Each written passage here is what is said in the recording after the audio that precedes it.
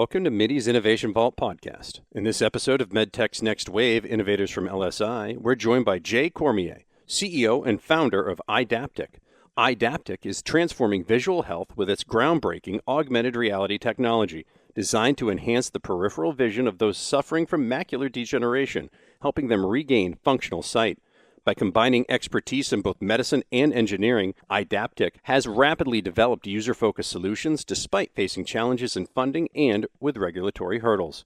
Jay shares how strategic partnerships and a strong advocate investor base of eye care professionals have contributed to the company's success. Eyedaptic's latest innovation, which integrates a generative AI visual assistant, marks a new step in enhancing the quality of life for those with visual impairments. Join us as Jay discusses how Eyedaptic is shaping the future of visual health and pushing the boundaries of innovation.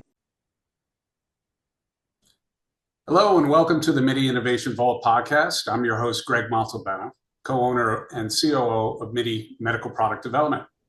On this podcast, we'll delve into medtech industry by connecting with innovators who are making significant strides. Today, I'm excited to have with me Jay Cormier, CEO and founder of Eyedaptic.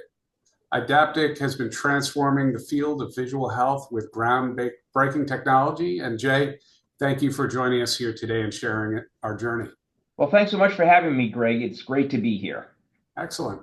So to kick things off, Jay, can you tell me a bit about yourself and what led you to establish a company in the medtech space, such as Eyedaptic? Sure, I would love to. And certainly it wasn't something that I had a long background in medtech. My background is more technology. So hardware, software. I was fortunate to have some great success in technology. I was trying some partial retirement, which I was not so good at. And it's around that time that my grandmother had to go into assisted living because of her eyesight. And she had macular degeneration. And the unfortunate part was she was still very sharp, living on her own. And it really was the blindness that set in that really, what I saw, started a downward slide. So again, I was fortunate to have some time and just started wondering, could we maybe help people like this with technology? And I got to be honest, I really didn't know what I was getting into at the time, but that didn't stop me. And in some sense, the rest is history. Awesome. So let's dive into Eyedaptic's backstory. So Sure. You walk the listener through the origin story of the company, explain relative to the technology, how it addresses visual health challenges, and specifically what differentiates it in the medtech space. Absolutely. So, to complete kind of the origin story or the backstory, what we decided to do is once we kind of started thinking about this, I grabbed a friend who's now our CTO. We had worked together before, and we started what I would call experimenting on the technology side. And it became very quickly apparent that on the medical side, I really didn't know what I was doing. So what I did is I went out to find some medical advisors. And this is where I think it's a great example of serendipity. It makes all the difference in the world, and you want luck on your side. And I found a couple of fantastic retina specialists who ended up becoming co-founders. And early on in that journey, they kind of sat me down and said, Jay, I don't think you understand how big a problem this is. And I said, you're right, I don't understand. That's why I need you guys. And they explained to me how a huge and unmet need macular degeneration is. Nearly 180 million people worldwide. 90% of those people have dry AMD. There is no cure, there's no therapy. There's nothing to improve their eyesight. So I think that's when they decided that, let's do this together. And that's when everything started working great. So this is Dr. Mehta and Dr. Kim I'm talking about. What's particularly interesting about them is not only are they ophthalmologists and retina specialists, but they both had undergraduate degrees in engineering. So really did a fantastic job of, bridging the technology and the medical. But I think where the real magic started to happen, and this is, again, I think been the centerpiece of our success to date, is bringing in their patients on the weekend. They had a limitless supply of people with macular degeneration. So from the very beginning, we could take our prototype products, put it on the user's head, and see how it worked. And so we've always developed our products with the user front and center. Excellent. So maybe do a little dive into the actual technology, how it functions, and how it addresses the anatomy of the eye and alleviates macular degeneration. So from a technology standpoint, we're using augmented reality glasses. Fundamentally, this has a camera, so we're bringing in the real-time images from the real world, so real-time video. What we do with our proprietary software is process and enhance those images, and that gets redisplayed on the high-resolution 1080p displays that sit right in front of your eyes. So think about it as, you know, two HD TVs, one in front of each eye. So very high resolution, 2 million pixels each. Just the processing is not trivial on this type of stuff. But again, where we come in is really enhancing that and making the most out of the remaining vision. So with the disease state of macular degeneration, that is a loss of central vision, but you retain your peripheral vision, and that gives us something to work with. So from a biological standpoint, I think the way to think about it is, you know, the retina sits at the back of the eye, the middle of the retina is the macula.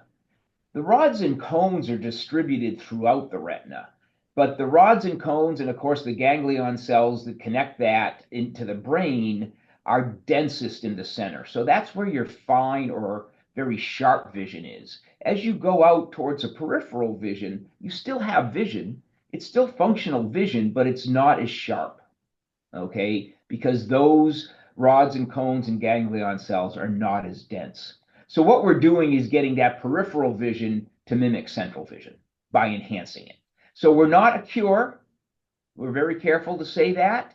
We're a visual aid, but we can make the most of that out of that peripheral vision. And we regularly get now people gaining 6 lines on the eye chart with Eyedaptic. That's a quadrupling of visual acuity. So this means we can get people that are legally blind down to around 20/40 or 20/50 visual acuity. That's pretty exciting. That's a great overview, and I appreciate that, especially since my mother suffers from the same. So I definitely like Sorry to hear that. Well, send her our way. We're happy to help her. That would be awesome. I really appreciate that. So talking about building a medtech company, as we all know, it's no easy feat. So could you share some of the obstacles Eyedaptic encountered in its early days, and whether they're regulatory, technological, funding related, and how did you and your team overcome these obstacles? Yeah, well, that's a great question. And certainly, I would say Eyedaptic doesn't fit the typical mold of a medtech company. The first reason for that is we're an FDA Class 1 exempt device, so we do not require FDA approval to go to market. So in some sense, and we still run clinical studies because we think that data is very important, but there's no mandate to run those and get them approved. So that certainly allows a much, more streamlined regulatory approach. But regulatory is only half of it because, of course, as you well know, in medtech device, the other half is reimbursement. Mm-hmm. And so this was one of the things that was very much on my mind when we founded the company is, well, wait a minute, visual aids are not reimbursable, just like hearing aids. And is that ultimately an impediment, or is that an advantage? And I think what we've come to view that is as an advantage because, again, it cuts out a whole lot of regulatory approval or reimbursement approval, and we can go straight to market with our product. And what that allows us to do, and I guess especially me with my background in technology, is follow very much a technology innovation cycle. So we're putting out a new product every year, which simply swamps whatever anyone else can do in this market. So although people are not burdened by the regulatory, sometimes it's a hard mindset to change. And I can see that also on the fundraising side as we don't fit the typical mold. So what does that mean? And what that means quite simply is show me, right? Everyone's from Missouri. show me how this works. And that's where I think we do have a great advantage with a technology background, with our strong medical team, is we are very strong clinically, but we're not encumbered by the regulatory process by and large. Excellent. So you mentioned that you had a lot of customer feedback. You were able to tap into this network. Maybe you could tell me how that impacted your development process. Obviously, the technology and refining that, but did any of the specific feedback from the customers themselves lead to any key adjustments or new approaches as you move the product forward in its early days? Yeah, absolutely. It helped us in the early days and even later on when we were in the market, because in the end, to make this successful, you want to find a way to reach as many of these customers as possible. But being one size fits all, it doesn't work in the drug world, right? Doesn't work in the med device world. Why should it work in the technology world? And I think that's where we were able to, what I would call, fine tune our targeting of the patients. So we help people with macular degeneration, but that doesn't mean all retinal diseases work the same as macular degeneration. Mm-hmm. So we did a lot of this, what I'd call clinical experimentation early on, bringing in people with different disease states, bringing in people with different visual acuities and at different stages of macular degeneration.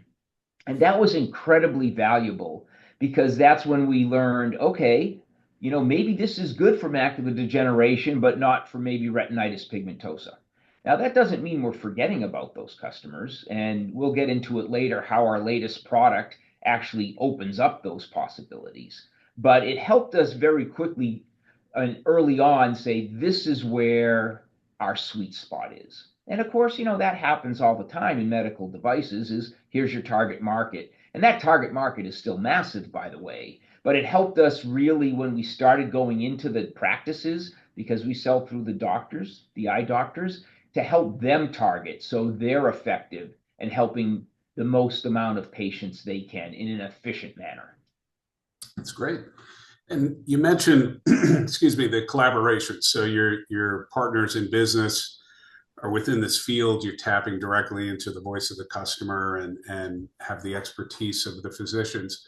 So other collaborations, that you may have come across, they really make a huge difference in a startup's growth. So have there been any other partnerships or alliance that specifically shaped your Eyedaptic's progress moving forward? Well, that's a great question, because now we're getting into the technology side of things, right? And although this is maybe where my comfort zone is, it doesn't mean it's easy. And we made some strategic decisions early on to say we're not going to be a hardware manufacturer, right? We're going to focus on the software and the systems. That's where our 19 patents are primarily focused on, is how do we make these adaptive systems. But if we were going to do our own hardware ourselves, then we would have had to be a much different company, Mm-hmm. right? And so we always felt from the beginning, and quite frankly, at the beginning, we slow rolled the company because we didn't feel the hardware was there yet. And that we still felt it was better to wait than to do it ourselves.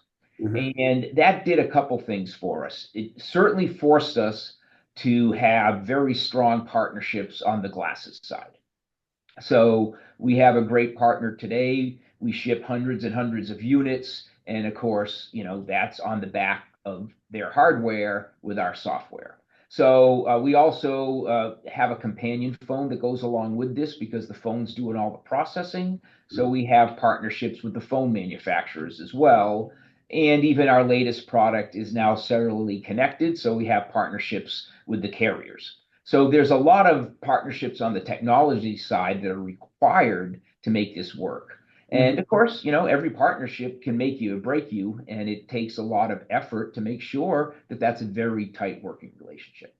Yeah. Maintaining those partnerships is work, but as a emerging company, really honing your craft relative to your software and your application and the other products that you can leverage that exist in the marketplace, it makes sense to apply it in that regard. It's Absolutely a good de-risking move as you move forward. So yeah, on the topic of funding, Mhm. What was your experience like in raising capital for Eyedaptic? Any tips that you can give the audience Sure. and our MedTech entrepreneurs navigating investor discussions and circumstances that you've come across?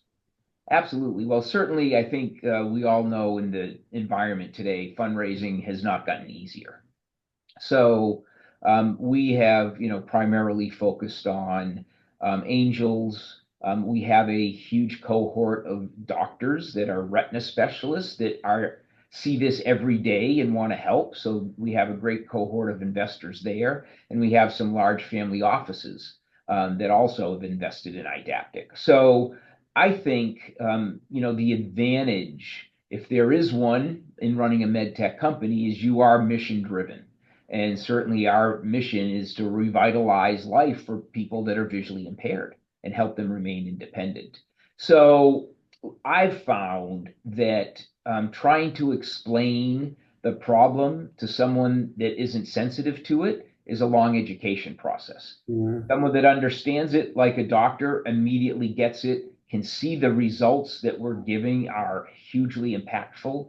And that's just a much more streamlined process to fundraising as well. Mhm. So you were able to get to a certain level with just angel and seed fund application? Yes, so that's correct. We're certainly in the market. We're selling on a daily basis. That's, That has been with no institutional investment. and certainly with the investors you have, if most of them are physicians, eye doctors, it's important to have educated investors, especially within the verticals that you're looking to apply and issues to resolve. So that's definitely And adv- not only are they educated, they're advocates. Mhm, mhm. And when you go to market and when you start trying to open up that channel, I guess all I can say is you can't have enough people advocating for you. Absolutely. It always helps. Yes. So looking at where you are today, what are your current challenges that you're facing? And how do you prepare for any future market needs within your technology or application? Right. So certainly one of the things we did fairly recently, Greg, was it always weighed on us, as I kind of said earlier, is okay, we're helping people with macular degeneration. That's probably one of the biggest unmet needs in eye care. But what about these other people that are always coming to us, finding us on their own that need help that maybe are not in our sweet spot? Mm. So it was always at the back of our mind is how can we expand our technology to help them as well. Mhm. And so what we did this year was on top of our vision enhancement system that we've been talking about, we layered on a visual assistant. And this visual assistant, her name is Ivy. She is a full multimodal generative AI agent. Mm. So now for people that are even completely blind, they have the ability to take a picture of their surroundings and talk to Ivy, query Ivy, ask her what they see, read to them. And I've even had some of our customers say, I want to talk to Ivy when my wife goes out because, so I'm not lonely. So the power of generative AI, certainly we read about it every day. I think this is one of the killer use cases that shows what generative AI can really do for people that have disabilities. That's awesome. Yeah, that's really keeping in tune with the industry trends and advancements will, truly propel you forward because your product, obviously you're not looking for a singular solution. You're looking across the marketplace in order to leverage all the good work you've done, all the technology, all the applications in order to resolve, different subset group issues or just improve quality of life. So Right. that's a One of the things we did and we always beta test our products extensively before bringing them to market.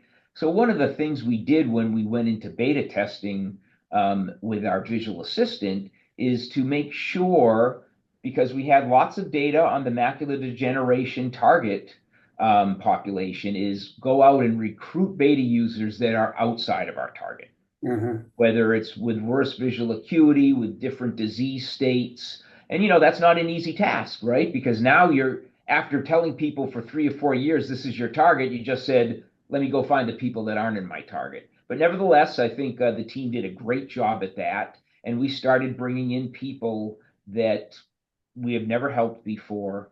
And it's so informative. And it just is a reinforcement. You got to stay close to your customers. The things they started doing with Ivy, we just would have never imagined. Interesting. Yeah, that's awesome. And you mentioned that your partners who are physicians, they also have engineering degrees, mechanical engineering. Is that? Yeah. So one was a mechanical engineer from Columbia before going into medicine.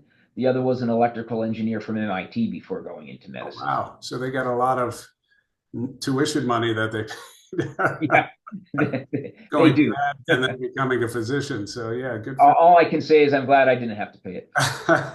Yeah, that's it's always amazing when you have a physician. I worked with a physician who had an undergraduate and graduate degree in electrical engineering. So, I mean, when we're talking concepts and applications and, software, firmware, I mean, he was right there with us. So it's advantageous that they have that background, and that's absolutely made all the difference in the world. And it still, makes a huge difference to this day because we still have our core team of founders together. And, having that, not only knowledge, but also that at some point that history too, other people remember all the mistakes we've made along the way and how we've improved. The point you want to, make sure of is that you're learning and don't repeat the same mistakes. Absolutely. Absolutely. So Jay, it's been a pleasure hearing about Eyedaptic and your inspiring journey. So thank you for your time today. Well, great. Thanks so much for having me, and I really appreciate the time. Very good. And that wraps up this episode of MIDI Innovation Vault podcast. A big thank you to Jay Cormier for sharing Eyedaptic's inspiring journey and his perspectives on advancing visual health through technology. And we hope you enjoyed learning about the innovations shaping the future of vision care. So stay tuned for more engaging discussions with MedTech leaders and follow MIDI on social media for the latest updates. Again, thank you for listening and join us again soon. Thanks, Greg. Thank you. Thank you for joining us on this episode of MIDI's Innovation Vault podcast, Medtech's Next Wave, Innovators from LSI. We hope you enjoyed learning about Eyedaptic's groundbreaking work in visual health. Remember to subscribe to the MIDI Innovation Vault and stay tuned for more episodes of Medtech's Next Wave, Innovators from LSI, where we continue to bring you the latest innovations and thought leaders from across the medical technology industry. Until next time, keep innovating and pushing the boundaries of what's possible in healthcare.